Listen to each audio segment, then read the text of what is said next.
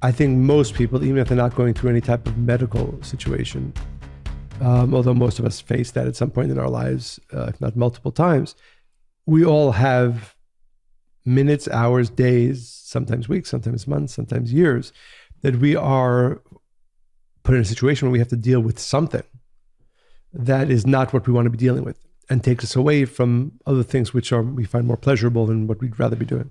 So for me, not being able to be completely independent in this past month has been extremely hard. I have not noticed.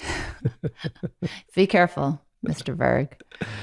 And while the outcome of my surgery is most likely successful, the other most thought... likely, absolutely. Well, absolutely. Yes, but the other thought is, and that's why I think that the process is really painful or difficult also, because, as soon as you overcome one milestone, like being in a cast and not walking for 6 weeks, then it's like, okay, I remember when they took the first cast off to put the more sturdy one on. Post those pictures on the... After I saw it and saw what the incision looked like. And you also asked me to take some time to stare at it. Well, I did take a picture because one day I want to look back at it. Really? Not yet. I never want to see it again. I'll put it on a greeting card, but no, I've looked at it twice or 3 times now.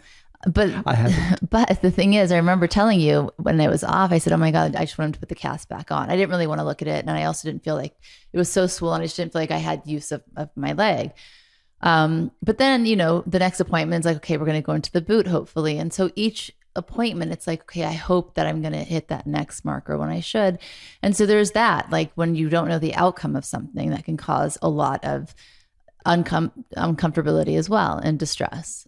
I felt frustrated, unhappy, I have not noticed. Disappointed, Not noticed. Anxious. Not noticed. And it's been a charcuterie board of powerful emotions. Haven't noticed any of that.